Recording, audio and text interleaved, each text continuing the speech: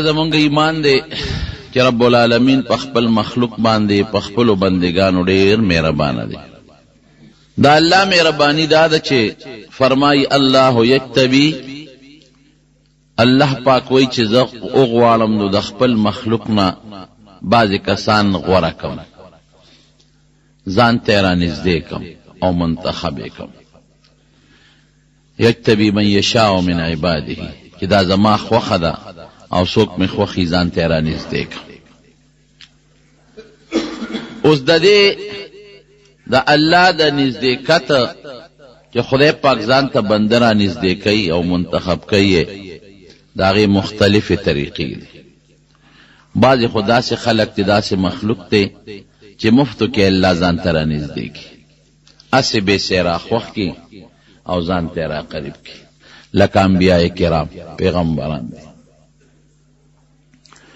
پیغمبران الله ورله نبوت ورکړی دی او پیغمبري ورکړی ده، او مفتو کې خدای پاک د خپل لوی نعمت او مهربانۍ دپاره غوره کړی دی. او یو مثال به زه ستاسو مخکې کوم د حضرت موسی علیه السلام. حضرت موسی علیه السلام د شعیب علیه السلام سره 8 کاله یا 10 کاله تیر کړل. په دې شرط یې ورسره تیر کړل چې د شعیب علیه السلام ورته وی ما سره به 8 کاله یا 10 کاله تیرې نو دا خپله لور به درته په نکاح کړم. ویې ډېره ښه ده. نو چې 8 کاله یا 10 کاله یې ورسره تیر کړي دي، نو بیا د شعیب علیه السلام نه رخصت راغشتې د مدین نه چې ځم خپل علاقې ته، خپل وطن ته ځم، مصر. ځکه 10 کاله تقریبا نو شو چې د خپلې مور نه او د خپل رور نه او د خپل قوم نه راوتی. 10 کاله مې وشو. او د فرعون په قوم کې سړی وجلی دی، نو هغه جرم یې د هغې په نسبت لوی جرم دی. د 10 کاله تیر دی، په دې کې ډېره موده ووړېده. اوس په یا ما پېژنې یا به مې نه پېژنې، او څه خفیه طریقې سره به لاړ شم د خپلې مور او د خپل رور او د خپل خاندان ملاقات به وکړم. سړي ته خپل وطن یادېږي. نو بیبي وله ورکړه خپله لور د شعیب علیه السلام، او یو کونټی وله ورکړه د شعیب علیه السلام. او علما لیکي چې دا هغه کونټی وه کومه کونټی چې ځان سره حضرت آدم علیه السلام د جنت نه راوړی وه. یو قول دی 10 څیزونه آدم علیه السلام د جنت نه راوړي، یو پکې دا کونټی وه.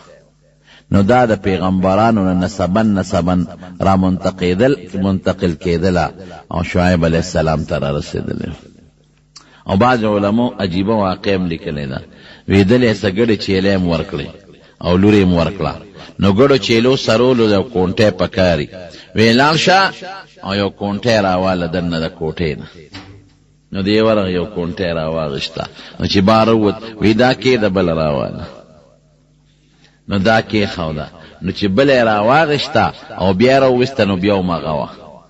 وی زه راته ویم چې دا کېده بله راواله تو مقه رالې. وی نه ما خو بله راواغېسته.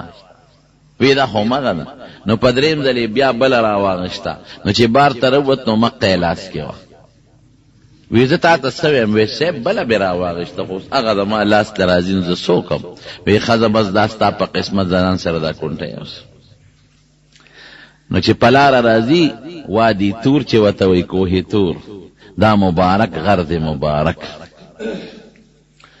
هغه وادي تور لره ورسېد، شپه ده، باد و باران دی او زلزل دی، او بیبي ته د ولادت د بچي د پیدا کېدو تکلیف شروع شو. هېڅ څوک نشته، نه کلی شته او نه څوک زنانه دایي شته او نه څه حکیمه شته او نه ډاکټره شته چې علاج ولو کې، هېڅ څوک نشته. دغه وخت کې انسان ته د خوراک ضرورت می، بعضې د خوږ څیز او د اوبو ضرورت می، او انسان ته د ملګري ضرورت می، او خصوصا د اور ضرورت وي. بیا چې ګرمي وي او یخني وي او باد وي، نو دی پریشانه دی. خدای دا خو شپه ده، زلزل دی، دش بیابان دی، څوک شته نه، او بیبي ته تکلیف د ولادت شروع شو. دا به څه کوم؟ نو مخامخ یو اور ولید، اور شکل د اور دی. دی بیبي ته وایي ته کښېنه زه ورځم. اور یو ځای کې چې بلیږي نو خامخې انساني، بې د انسان نه اور نه بلیږي. نو دا اور مې ولید، دلته به خامخا څوک قافلهی یا کلی انسانان به څوک به نو د تعالی شغله د اور سکاره به د هغې نه راوړم چې اور درته بل کم چې وپوټې ګرمي درته پیدا شي. بیبي ورته وایي دا کونټی ځان سره واله، د علاقه کې ماران دي او لړمانان دي، د هغوی د کلي خوا کې علاقه وه. او بل دا سپلی د پخپو کا اسې نه خپه دې خوږ نشي مار لړم دله ټک در نه کي. نو سپلی پخپو کړې کونټی لاس کې واغشته. نو چې هلته سنګ ورنږدې شو نو هغه د یو اونې په سر کې اور بلیږي. شکل د اور دی، اور نه دی، د اونې سر کې اور بلیږي. حضرت موسی علیہ السلام حیران شو، دا په ونه اور څنګه ولګېد؟ زه لګېدلی به نو انسان خو نشته دلته، نه آبادي شته، په ونه به لګېدلي لګي بعضې وخت کې اور د چا نه. نو یو شغلی راوانشته، یو شوړه، او هغې هغه اور ته نږدې کړه چې دا به رابله کړم، نو دې نه به سکاره جوړ کړم، نو دا به بیبي له یوسم. نو هغه شغله ترې پورته شو. نو چې دې څنګه هغه شغله وروړي نو هغه رڼا د شکل د اور چې دته ښکاري هغه ترې بره کېږي. دا څنګه چل دی؟ دا خو نه لوګې شته، نه تو شته د دې اور، نه د ما شغله ور پورې پیوس کېدی شي او بره کېږي. داسې دی. نو آواز ورته وشو، انی انا ربک فاخلع عنیک انک بالوادي المقدس طوی. ای موسی زه ستا رب یم، زه اور نه یم. یو تجلی مې درته وښوده. دا پڼې دې وباسه، سپلی وباسه، د ادب او احترام تقاضا وکړه. او دا یو ډیر مقدس او پاکه وادي ده، ځکه ستا په دې کې د خپل پروردګار او د الله سره ملاقات کېږي. خدای ولا نبوت ورکړه همدقه هلته کې. دا اوس خدا دا کرم او رحم دی د الله را طرف نه، بې د څه محنت نه الله ورکړه. تلې اور پسې دی ملاویږي ورته نبوت او پیغمبري. تلې دې دپاره دی چې د خپلې بیبي دپاره به زه څوک را پیدا کړم، یو دایي به پیدا کړم او را به ولم د ما د بیبي خدمت به وکړي. رب العالمین نبوت ورکوي، پیغمبري ولا ورکوي. الله یجتبي څنګه دی من یشاء من عباده، چې څوک وغواړي د خپلو بندګانو نه ځان ته منتخب کړي. دا هغه مفتو کې انتخاب دی، بې د خوارۍ نه، بغیر د څه محنت نه، بغیر د څه کړاو نه الله د نبوت دپاره غوره. دا یو مثال شو. اوس ته به وایې چې دا څنګه چل دی؟ دی ولې غوره که؟ ما ته وایي عمل کوه، او هغه د نبوت غوندې لوی تاج بې عمله ورکه. نو رونو یو مثال بدله درکم د دې ستاسو د پوهې دپاره. په دې ځمکه کې بعضې قسمه ځمکې دي چې هغه لوی محنت غواړي. زمیندار لګیا دی پکې یو یم کوي، پکې هغه شال بوټي م سودی، پکې سره مچوي، پکې ډیرانه مچوي او بخورم کوي، او بیا کله پکې دا جنجڼو قریب کله بل چې دا خوږه شي دا خاوره اړی راړی محنت کوي، نو د هغې نه پس پکې کرونده کوي. بعضې ځمکه دی محنت غواړي، د کروندې دپاره پوره محنت غواړي. او بعضې ځمکه داسې وي چې هغې کې چا اس محنت او کرونده نه کړې، هغې کې خپله بوټي م زرغون دي، د ځنګلاتو ته وګورئ. او چا کې دا انارو بوټي زرغون دي، په چا کې دا سیوانو بوټي زرغون دي، او په چا کې د نخترو بوټي زرغون دي. نه ورته څوک اوبه اچوي هلته، نه ورته چا ګوټ کړی دی، نه ورته چا سر اچولی ده. هغه خوره داسې خوږه خوره ده، هغه علاقه داسې خوږه علاقه ده چې هغې کې انارو بوټي م شته، د زیتون بوټي م پکې شته، ګلونه م پکې شته، خوشبویه م پکې شته، نختر م پکې شته. د ځمکې داسې قسمونه دي، بعضې په محنت ابادېږي، بعضې بې محنت نه خوږه ده، مزېداره ده. نو هغې کې خپله کرونده په خپله زرغونتیا ده پکې. دقه رنګې پیغمبران دي د نور مخلوق په نسبت. نبی کریم صلی الله علیه وسلم فرمایي وی الله د ټولې ځمکې د مخ نه یو لپه خاوره راغشتې ده او د هغې نه بني آدم علیه السلام جوړ کړی دی. وی فجاءت بنو آدم علی قدر الارض، ځمکه چې څنګه مختلفه ده دارنګې د آدم علیه السلام بچي مختلف دي.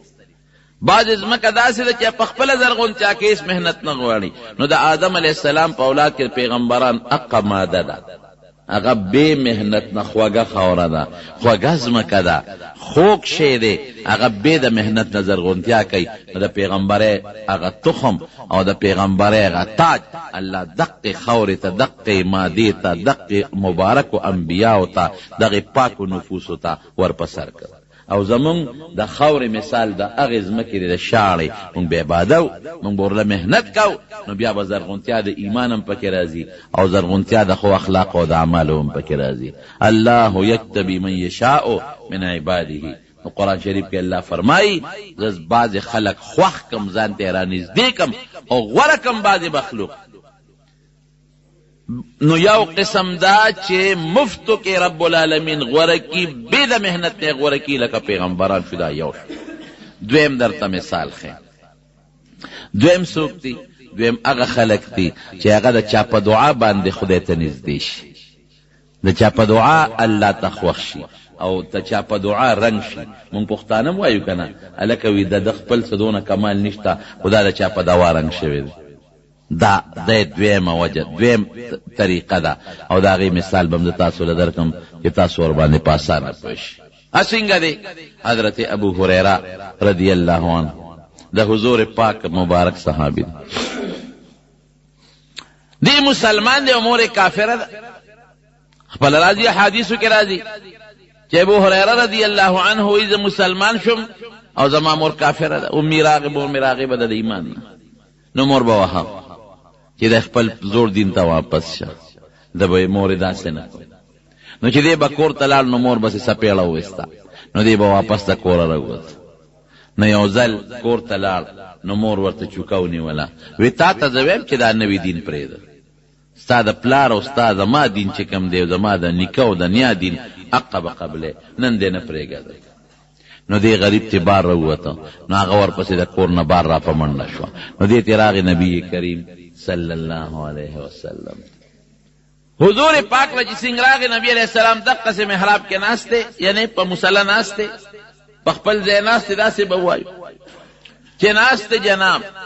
دی په خفګان راغی. حضور پاک وایي ولې ابو هریره؟ وی صاحب زه درته وایم چې زما دې مور له دعا وکړه او ته وله دعا نه کې. هر وخت مې وهي او ما ته وایي چې د خپل زوړ دین ته دې راشه او سې بیا ووالم او راو تښتېدم ته.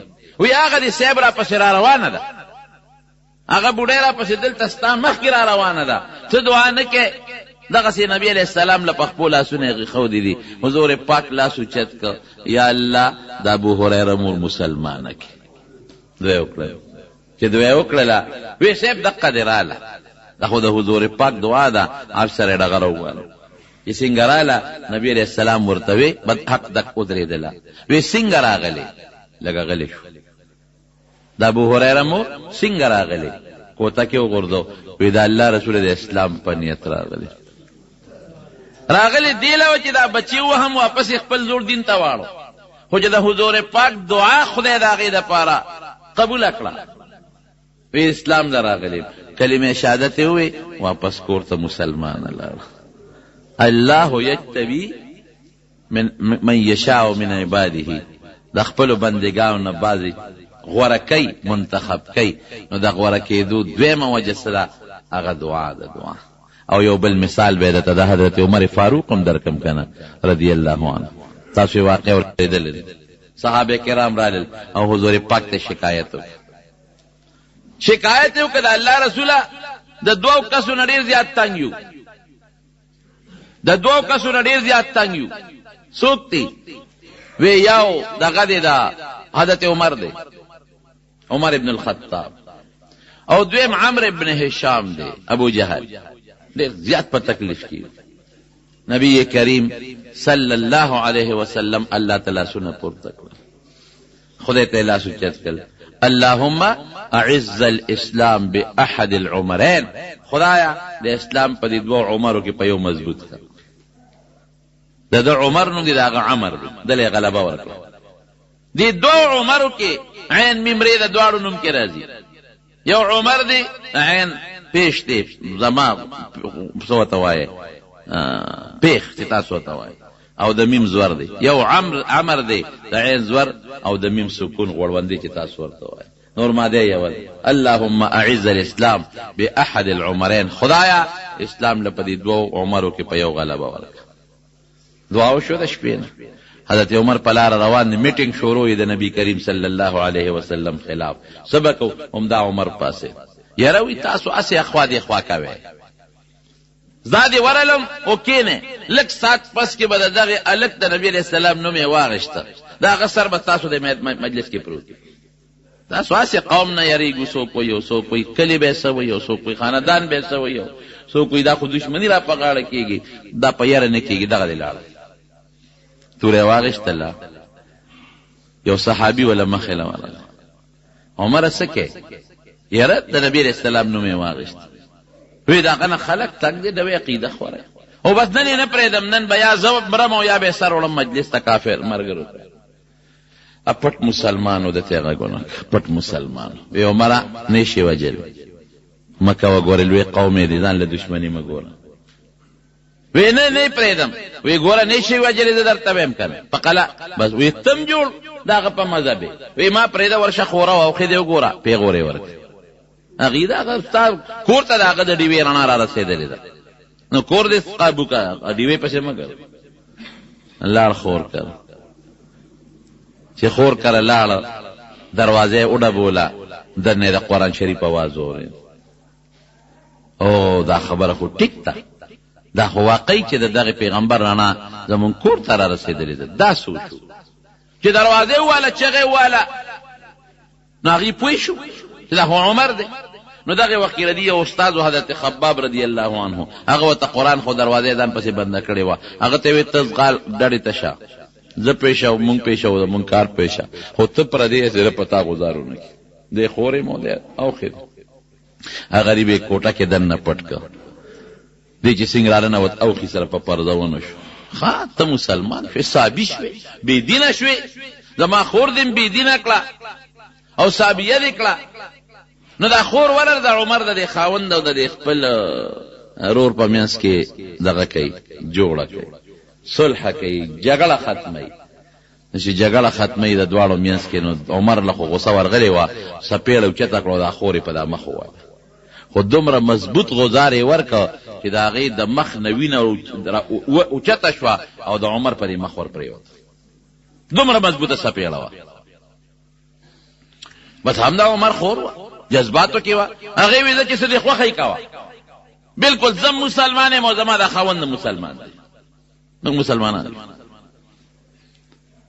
وی خطا په اسلام وروړي بس دغه وخت کې دیم حق دک ودرې وی دا تاسو یې ماته وای وین موږ ته نه خای ته پلیته امون پلیت لنه ورکو وینا داس مهرباني کې ماته وخای وینا حضرت خباب پیښو چې معاملې بدله ده بیگا حضور پاک دعا کړه معاملې بدله ده ادا کوټه نه وروت وی عمر ته چې د کم شخصیت مرګ پسې ګرځي او تور دی ور پسې روچته کړه زما د قسم د الله په ذات چې بیګه ستاده پر الله ته جوړ او دوی دل کړه بلې نورم نرم شو وی ګوره مال دا پانی راکې وینا وی سو کوم یو لامبل وی لامبل ا پانی ولا ورکړه قرآن شریف هغه کم لیکل چې لیکل هغه ورته مخامخ کړ اتفاقا دا آیتو انی انا الله لا اله الا انا فاعبدني واقم الصلاه لذکری ز علم مال شریک نشته زما عبادت وکا او زما د یاد د پاره ما ته ودرېږي وی دې معبود نبی علیہ السلام حضور پاک دغه وخت په دار ارقم کې مقیمو نبی علیہ السلام له بوت الته پراپګاندا شوی و لوی اشتغه شوی چې عمر را روان دی او د نبی علیہ السلام په مرګ پسې را روان دی نو صحابه دې پریشان چې خدای پاک دا سچل بشي اسنه راشي او دغهونه کی دا غزارونه کی چې په نبی کریم صلی الله علیه وسلم نو پکور کې لوی غوغا دکې دروازه وهل چې ورغه سو کې فلان کې دا عمر هغه او خیری ورسره حضرت خباب دی دروازه کوله وکړه چې وردن نشو حضرت عمر وردن نشو تورخ ورسره صحابه سیب دغه دراغه قسم دې د حضور پاک نه زیات بهادر صحابه مونږ بل نه دي یو صحابي مار ایتو اشجع منه دنه بهادر سړی مان دي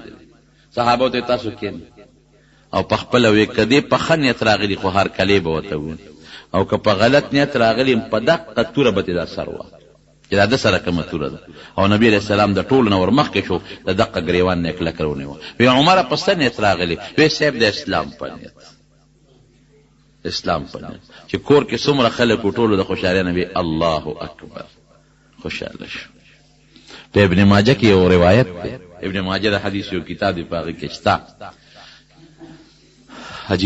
عجیبه نقطه ده عجیبه ټکی ده هغه کې دا سری چې استبشرا ملائکۃ السماء باسلام عمر اسلام چې کله عمر راوړو دی مسلمان شو نو د اسمان فرشتي یو بل لزیره ورکي. یو روایت کی استبشر اهل السما به اسلام عمر، مبارکباد دیل ته فرشتي یو بل ته ترغاړو یو تی مبارک، بلبل توی مبارک، بلبل توی مبارک، بلبل توی مبارک. د خوشاله زیری دی اسمان کې لکه دلته یو کار وشي او مسلمانان یو بل لزیری ورکي او خوش خبری ورکي او خوشاله. استبشر اهل السما باسلام عمر، د اسلام د عمر باندې یو بل بشارتونه ورکي. خدای هغه مسلمان کا دا څه په باندې الله یجتبی من یشاء من عباده. بعضی بندگانو زغورکم دنیا نه رو باسم، کفر نه رو باسم، شرک نه رو باسم، د ګندګي او د ګناهونو نه رو باسم، د مخلوق نه او باسم او ځان تیرا نږدې کم. دویمه وجه څه شو؟ دعا.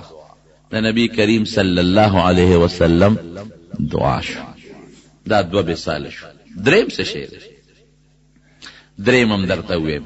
دریم هغه د نیکانو خلکو سره دوستانه تعلقات. باید سړی ډېر ګناهګار، باید سړی منظم نه کوي، خو د نیکانو سره او د صالحانو سره دوستانه وي. د هغه مجلس ته ځي راځي، د هغه نیک سړي، د هغه عالم، د هغه بزرګ، د هغه نیک سړي د هغه مجلس او د دوستانې د وجې نه په هغه اثر وشي او خدای پاک یې غوره کړي. د هغې مثال هم درته ښیم. د حضرت ابوبکر صدیق رضی الله عنه. حضرت ابوبکر صدیق عمر د 14 کاله دی او د حضور پاک عمر 13 کاله دی.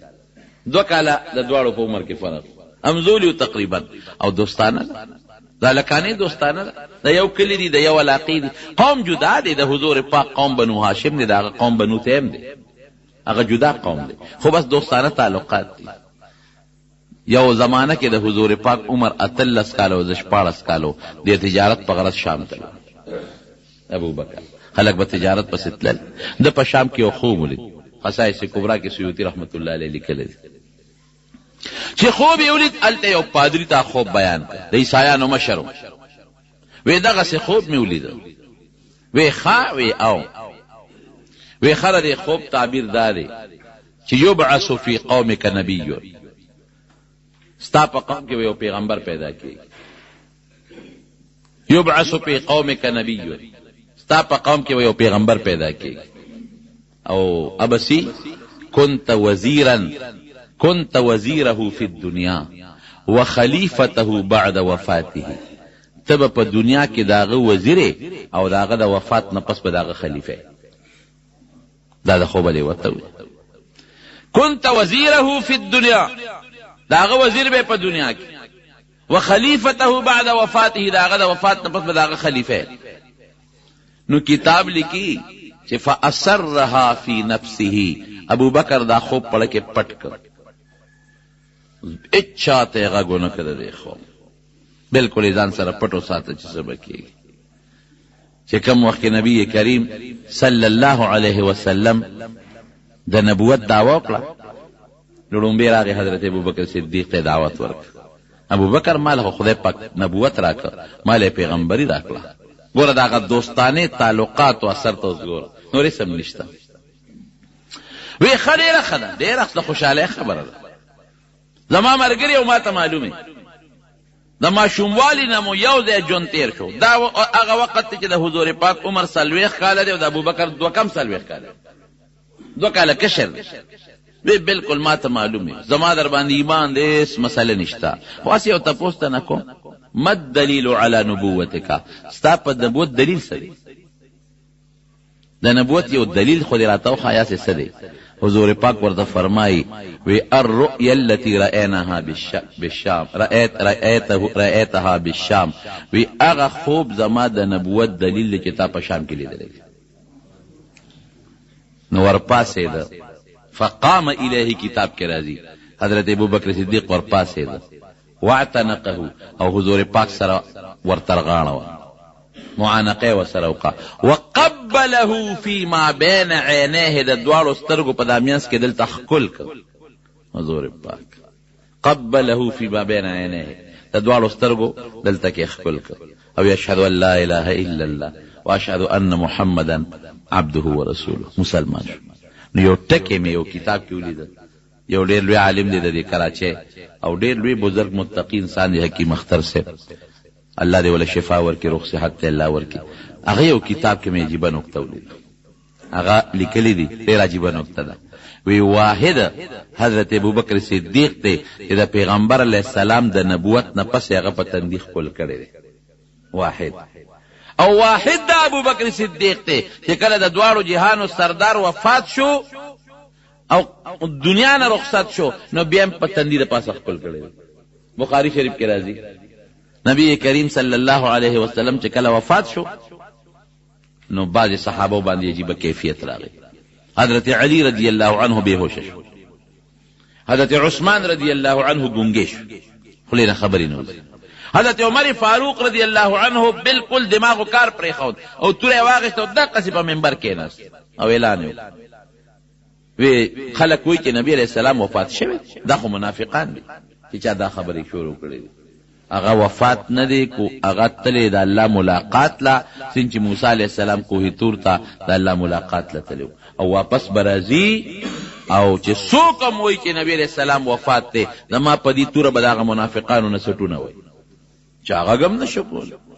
لیکن حضرت ابوبکر صدیق راغی، چې راغی بس نور خلک یې پرېښودل او نیغه د نبی علیہ السلام کوټې مبارکې ته ورننوت. دا خو د لور کوټه وه، د بیبي عایشې صدیقې رضی الله تعالی عنها کوټه وه، هغې ته ورننوت. چې څنګه ورننوت کوټې ته او حضور پاک یې وکړ. بخاری شریف کې حدیث دی، په نبی علیہ السلام مبارک د مخ نه څادر لرې کړ، فقبله فاکب علیه وقبله، پې ور پرېوته او ښکلې او ورته سوی طبت یا حبیبی حیا و میتا، ای زما دوستا په ژوند څه ښکلې وې او د وفات نه پس څه ښایسته ښکلې. نو د حکیم اختر صاحب دامت برکاتهم دا نکته عجیبه نکته ده چې د نبوت میلاوېدو نه فورا پس چا ښکل کړی دی حضرت ابوبکر صدیق رضی الله عنه، او د دنیا د رخصتۍ نه پس بیا چا ښکل کړی دی حضرت ابوبکر صدیق رضی الله عنه. نو حضرت ابوبکر صدیق ته رب العالمین ایمان ور نصیب کړی دی، تصحیح نصیب کړی دی د نبی علیہ السلام د دوستانه تعلقاتو په برکت باندې، دوستانه تعلقاتو. نو د الله د نزدېکت بل سبب دوستانه تعلقات دی، بل سبب یې څه دی؟ او دا دواړه ډېر مبارک دي جناب. حضرت ابوبکر صدیق رضی الله عنه، حضرت عمر فاروق، دواړه دونه مبارک استه دي. سوچ کوم زه هغه ځای کې دفن دي چې کوم ځای کې د دواړو جهانو مبارک سردار دفن. او مسله د دین داسې ده، نبی علیہ السلام مبارک فرمایي وی د کم انسان خوره چې د کم ځای نه اغشتلی شوي د قبر به هلته وي. د دې خبره ځان پوه کړئ چې کم سړی کم قبر کې څه ملي که نه د خوره د اقه ځای ده، د اقه ځای د خوره ده، نو هغه ځای ته رب العالمین رسی. نو زه ویم د حضرت عمر او د حضرت ابوبکر د دواړو خوره د کم ځای ده؟ د حضور پاک د ګاونډ د اقه ځای خوره ده چې کم ځای د دواړو جهانو سردار مبارک آرام کوي. خوا کې ورسره حضرت ابوبکر صدیق آرام کوي، خوا کې ورسره حضرت عمر فاروق رضی الله عنه آرام کوي. نو چې کومه د حضور پاک د ګاونډ خوره ده، رښتیا ووایه هغه خوره به بهترینه که بیکاره به؟ بهترینه خوره. دغه خورې نه چې کوم خلق پیدا دی حضرت ابوبکر او حضرت عمر، هغه د دې قابل نه چې موږ د هغې په شان کې ګستاخي وکړو. او جناب ابل ورځ په مناقبو کې د حضرت ابوبکر او د حضرت عمر په مناقبو کې یو روایت تیر شو، هکذا نبعث یوم القیامه، وی د قیامت پر ورځ به موږ دقسې د قبرونو نه پاسو. دا یو پیشنګویي شو د حضور پاک مبارک. او وی د هر پیغمبر وزیرانی، وی زما په دنیا کې چې کوم وزیران دي هغه ابوبکر او عمر دي، او زما په آخرت کې عالم بالا کې چې کوم وزیران دي هغه حضرت جبریل او حضرت میکائیل. نو حضرت ابوبکر صدیق د نبی کریم صلی الله علیه وسلم د دوستانی د وجن الله ته خوښ شوی. بل څه دی؟ بل محبت، محبت مینا د محبت د وجن او د مینې وجنم خدای پاک بعض خلک نږدې کوي.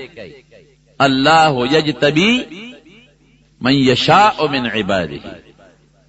نو دا الله د غوره کولو د نزدېکت بل سبب هغه محبت ته هغه مینه ده د نبی کریم صلی الله علیه وسلم سره.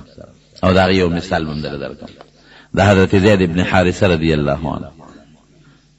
معشوم بچی چا د مور پلان نه تختول یو په یو خرڅي بلې په بل خرڅي بلې په بل خرڅي. اخره کې په مکه مکرمه کې خرڅ شو.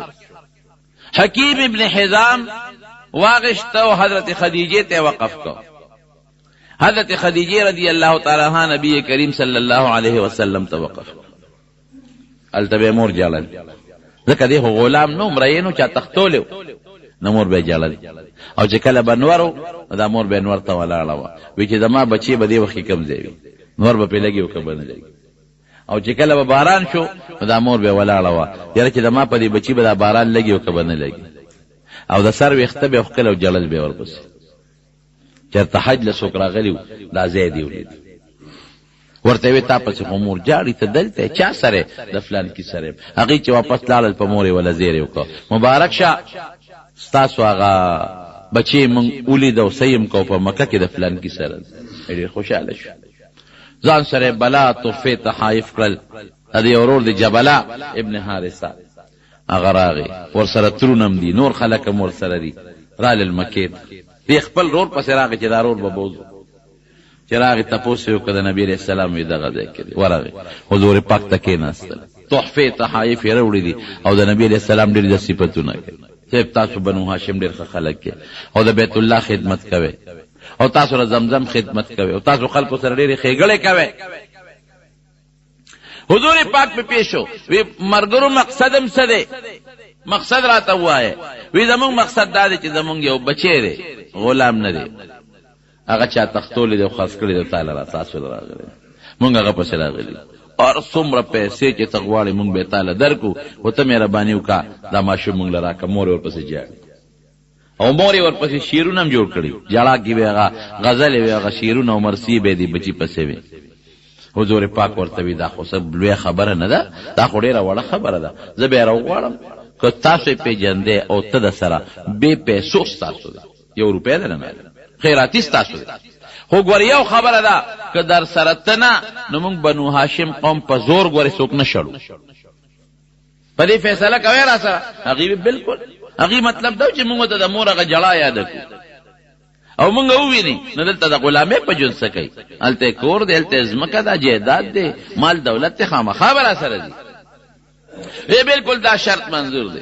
نبی علیہ السلام مبارک زید ابن حارثه پسې سو کو لګل اور یې واسطه وته زید دا پیجن وی او سپ سوپ ته ودا مې رو دا بل پیجن چې وو پاسه نه داسې په دوکا سوق بونه دي او بیا خرڅ دکی دا پیجن وی او سوق د تر مې دي دا پیجن او دا ځم پلان کې رشتہ دار دي خو بچی دا خطا پسې راغلی او دي تا بوتل غواړي او ستا مور د تا پسې ډیره زیاته پریشان ډیره زیاته در پسې خپد او جاړي او پنورونو په بارانونو کې در پسې جاړي نو زماره طرف نه تا ته مکمل اجازه ته یو روپے په بیا ستانه غواړم یو روپے نه غواړم که ته دوی سره زه مهرباني وکور سره لاړ زید ابن حارثه په جړاش وی دا الله رسول ته ما شړې وی نه شلم خو دې نه هو مور د پسې جاړي د مور ملاقات له بلال شي وی دنه نه ارور وتوی داسکه د غلامې جون خوخه دلته غلامې او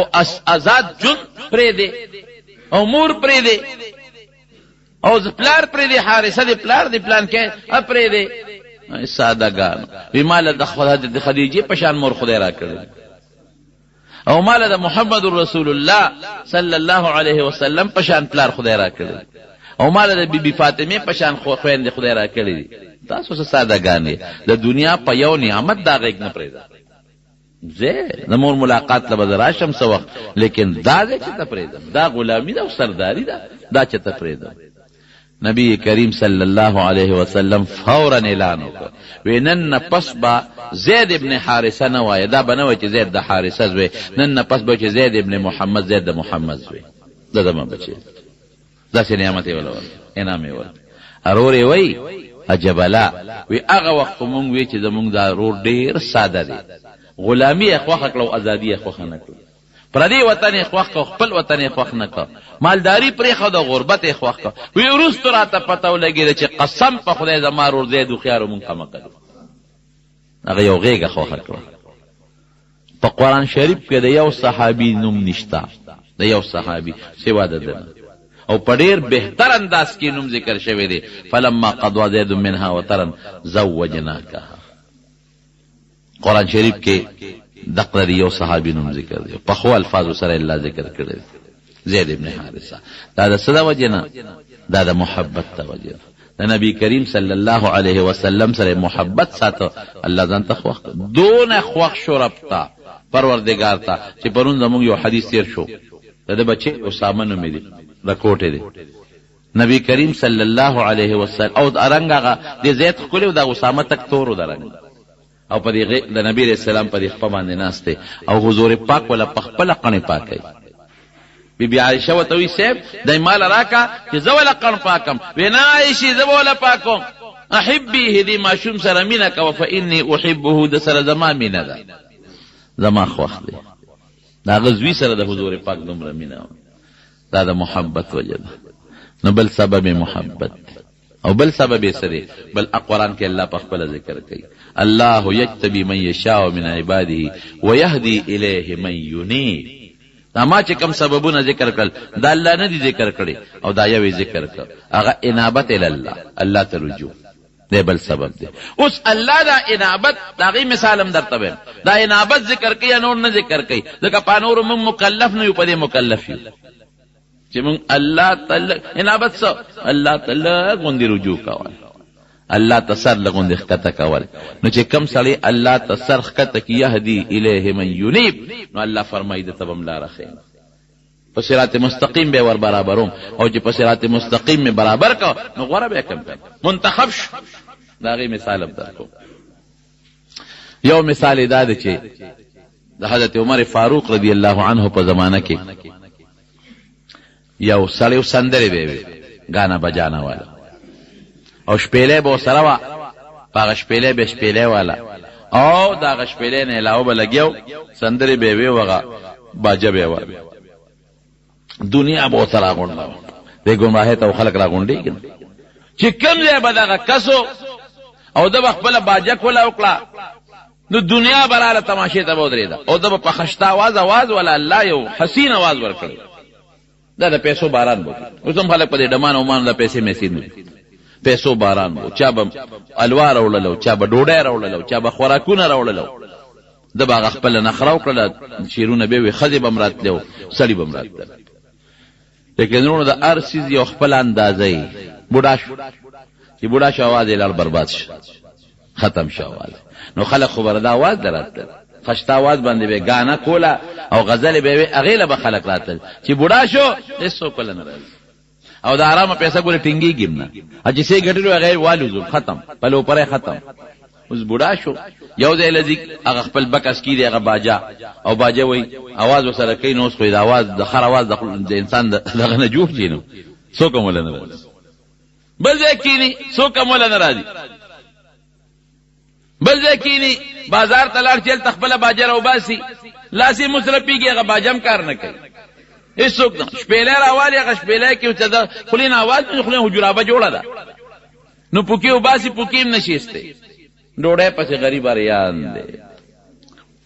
ایو متل هغه یو ځای کې ودمان راغلی، یو سړی له پوزه کې راسته، نو هغه دم لګیا دی، دم توپ کوي، نو هغه مواز خراب، ټول خلک دی لاړل، دا پوزه کې والا ورته پاتې شنو ټول لاړل. دا دم دی پوزه کې والا ته وی زما د आवाज جو ستا ډېر خوښ دی، ښا ځکه چې دا ټول لاړل ته پاتې شوی، وی خدای دې به ستا د आवाज وباسي، دی پوزه کې ته ناشته، دا ټول به دې چت کې دا خپل پوزه کې اوچت کم. نو आवाज د خدای نعمت تیرونو خو چې د الله په ذکر کې وچلې، الله اکبر. आवाज د الله د خدای لوی نعمت ته خو چې د الله قران پیدا کړي، او خشتناتونه پیوې، نظمونه پیوې، د الله صفت د پیغمبر صفت پیوې. نو چې دې بوډا شو، نه شپېلې والی شي، نه باجه والی شي، نه چغې والی شي، نو نار نه وردین اوږې تګې. نو دې راغی مدینه شریفه ته، بالکل ناری پې تېرېږي. نو د بقی مقبره ته لاړ، جنت البقی چې کومه مقبره ده، نو هغه مقبره کې یو زوړ قبر و ناست، ګرځي پکې یو زوړ قبر یې صحیح کې ناست دی، نو هغه قبر کې لاړ سملاسته او خدای ته چغه جوړه کړه چې یا الله تا ماله چې کم وخت کې اواز را کړی نو ما په دې ډېرې پیسې ګټلې، چا به الواګانې راوړل، چا به ډوډۍ راوړل، چا به را باندې پیسې شیندلې. اوس مې لاړ اواز ختم شو، لاسونه مې رپېږي، هېڅوک نه را نږدې کېږي. خدایه هر چا پرېښودم، خپلم پرېښودم، پردوم پرېښودم، بچوم پرېښودم، اخیری وخت مې دی الله تعالی راغلی. زه خو نار نه وریم د 5-6 ورځو نوږ لوږې تندې را باندې تېرېږي. خدای تعالی راغلی مو دې قبر کې درته ملاستې مو 2 څادره مې ځان نه د کفن ته وکړي، نه مې د قبر کنېستو ته حاجت شته او نه مې کفن اغوستو ته حاجت شته. بس خدای ما نه سو باسي چې بد په دې قبر کې سملم چې خبر خلاصه شي، بل څوک مې نشته. هم تعالی راغلی. وروڼو یو مثال به درکړم. کم د انسان یو زوی دی، خدای دې نه کړي خو چې د چا زوی فالج وولي، نو ټول خلق به تختی، خو مور پلار یې پرېښودی شي؟ نشي پرېښودی. خپل خپلوانم بیا نه را نږدې کېږي ورته، دوستانم بیا پردي شي، ګاونډیانم بیا پردي شي، مور او پلار نه پردي کېږي. که د دنه غل او متیاد هم په دا کټ کې بیږي، خو حقه مور راځي او د دې بچي هغه متیاد هم پاکوي، هغه نه پردی کېږي. هغه پلار به ګرځي حرام او حلال برا پیدا کوي، خو دې بچي له به راځي، پردی کېږي نه. الخلق عیال الله. مونږ ډېر ناقصه سوچ دی، مونږ پوه نه یو.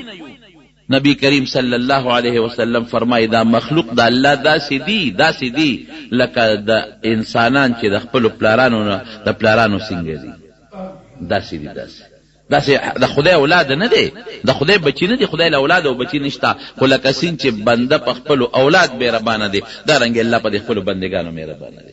چې د هر چا نه ناپوره شی وتښتي او هر څوک دې وغورځوي، نو خدای ته ودرېږه، نو خدای دې نه غورځوي، ځان ته دې رانږدې کوي، خدای دې نه غورځوي. یهدی الیه من ینیب. الله قرآن شریف کې فرمایي چې لږ دې الله ته انابت وکړو، لږ رجوع دې وکړه، نو خدای دې پس ځان ته رانږدې کوي. بیا الله یجتبی من یشاء من عباده. پرېږدي دې نه بیا. نو وی خدایا کفن ته مې حاجت نشته، اغوستې مې دی، قبر کنېستو ته مې حاجت نشته، پکې ملاستې او د 2 ورځو نارې ما آواز مې لاړ خراب شو، باجه نه شم والې څوک ډوډۍ نه درکوي. پروردګاره بس ما نه دلته سو بس. هلته خلیفة المسلمین حضرت عمر فاروق خوب ویني، حضرت عمر فاروق، او په خوب کې الله ویني. الله ورته وی لاړ شه بقي مقبره کې یو بنده دی، او اخر وخت کې ټولو خلکو پرېښود نو مال راغی، ټولو خلکو شړه، بچو شړ، پردو شړه، مال راغی. فټافټ فورا ورشه د بیت المال نه مستقله وظیفه مقرر کا او راولې او مضبوط منصب ورکو، ځان ته نږدې کا. اله شابه دله ورشه د په نږدېکت تاله د جنت مرتبه اوچتو، شابه فټافټ ځان ورسوه. حضرت عمر غوندې هغه شخصیت الله ورلیږي چې د کم شخصیت متعلق وختي د ابن ماجه حدیث به درته ووایي چې د اسمان فرشتې د چا په ایمان یو بل زیری ورکوي. حضرت عمر را پاسېد چې راغی بقي کې ګرځي، یو خوا بل خوا منډې وایي چې ورغی چې کم قبر کې پروت دی، یو زه ګوري یو کنده بله کنده چې ورغی دی پکې پروت دی. چې د حضرت عمر ولید لوی هیبت، د حضرت عمر خو لوی هیبت وکړ. حضرت عمر د هیبت نه خبره.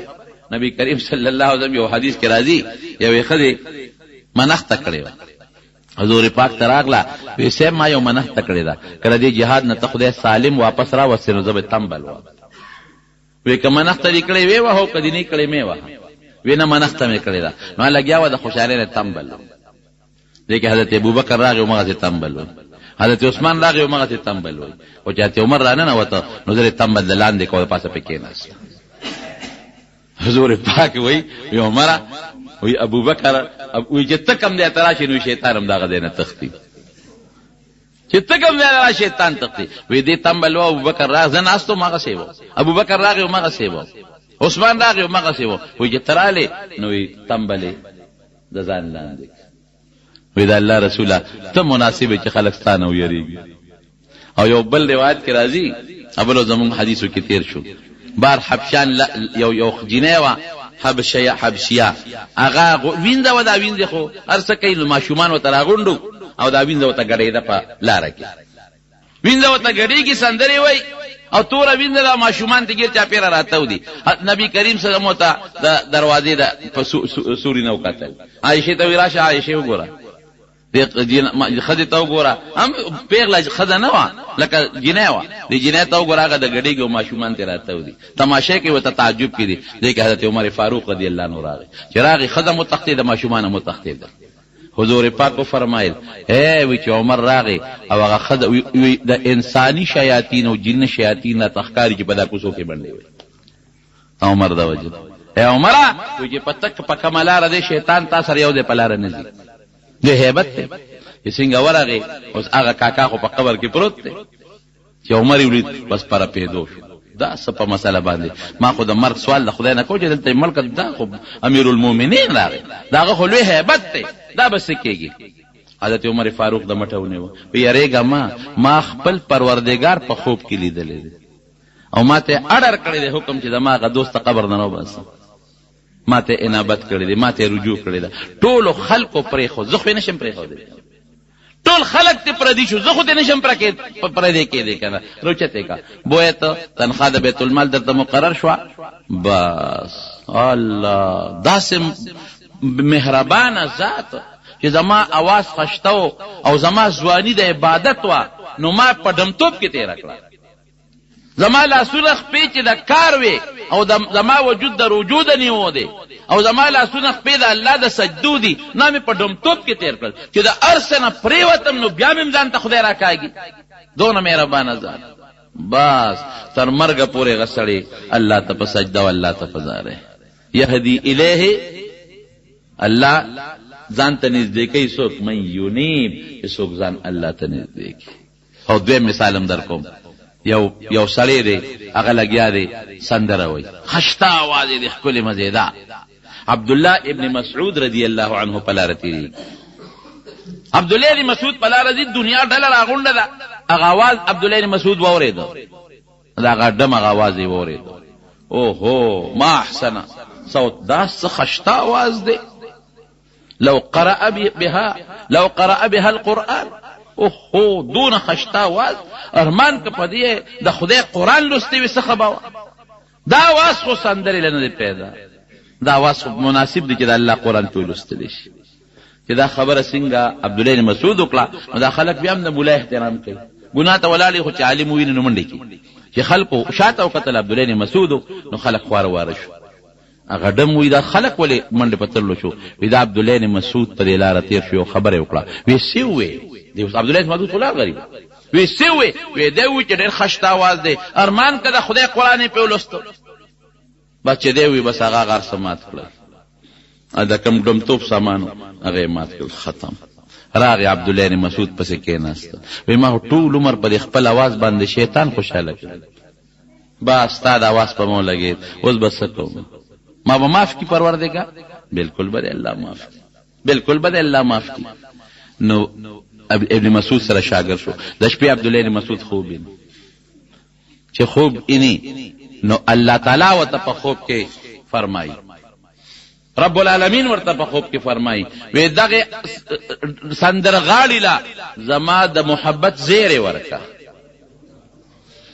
زما د محبت زیره ورکا ناغه ورته وی چې تعالی د الله د محبت زیره در کوم ناغه مو جلل او عبدالله بن مسعود مو جلل نو چا ورته وی عبدالله بن مسعود ته ولې جاړي وی چې د خدای دوست جاړي نو عبدالله به سره نه جاړي ويهدي الیه من ينيب نو رب العالمین ته چې څوک هم انابت کوي کنه الله ورته بیا د خپل ذات ته رسیدو لاره ښیي الله یجتبی من یشاء من عباده ویجتبی الیه من ینیب نو دا اخیری یو وجه دی آیت کې رب العالمین ځکه ذکر کړی دا چې موږ پرې مکلف شو ورونو د دې ټولې خبرې خلاصه ده چې د الله ذات ډېر مهربانه ذات دی دا کافران ټول لګیا دي او د خدای دشمنی کوي څوک وایي خدای له زوی دی څوک وایي خدای له لور ده څوک وایي خدای محتاج دی څوک وایي دا باران فلان کې بوت کوي څوک وایي دا زوی فلان کې بوت را کوي او سره د دې رب العالمین ټولو له روزي ورکوي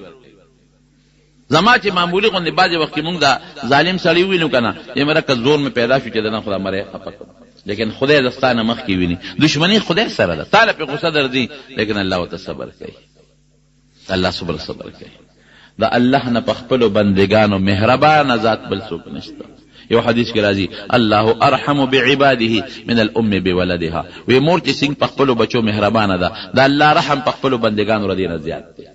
ورونو مونږ کې انابت نشته، مونږ کې پروردګار ته رجوع نشته، الله ته رجوع دی.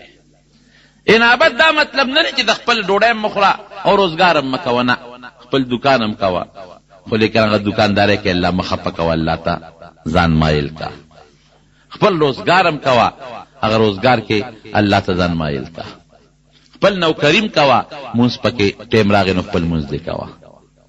فضل مکې نه خپل دکان کې ګاګ تی نشته نو الله الله کوه، تسبیح باندې لا اله الا الله وایه، الله یا الله. گاڑی کې روانه فضل خبرو نه څه جوړیږي، ذکر کوه لا اله الا الله وایه، درود شریف وایه. خپل زمیداری کې نو خپل کارم کوه کنه او بخوالم کوه، نو د الله په نوم خو لاس او په ستړي کېږي نه، وسره خپل خدای مې یاد دې ته انابت. انابت دا مطلب نه چې دنیا روزګار پرېږده او بچی پرېږده او واده مه کوه، نه دا د انابت مطلب نه دی. د دنیا د روزګار سره سره الله مه یېروه، د دنیا د کاروبار سره سره الله مه خفه کوه او الله ته ځان راجېږي. نور قسم په خدای که د الله نه زیات مهربانه د انسان خپل مور او پلار په خپل بچی نه دي، څومره چې الله مهربانه دی. نو رب العالمین ترونو انابت وکړي. او ګورې زه درته اوس وایم زمونږ دا دور ګوره ډېر د خدای د قهر او د غضب دور دی. داسې د فحاشۍ او د بېدینۍ سیلابونه روان دي که نه، لکه سیند کې یو لوی سمندر دریاب په تې ځای کې یو مضبوط سیلاب روان دي. داسې د فحاشۍ، د بېدینۍ، د ډمتوب او د دین نه د لرې کېدو دا سیلابونه روان دي. د دې لپاره بس یو علاج دی چې هغه انابت الله، خدای پاک ته رجوع کول، عالمانو صالحانو نه دعا غشتل، د نیکانو خلقو سره مرګرتیا کول او د دین سره مینه کول، محبتونه. خدای پاک زمونږ نه راضي شي. دعا وکړئ رب العالمین ته زمونږ نه راضي شي.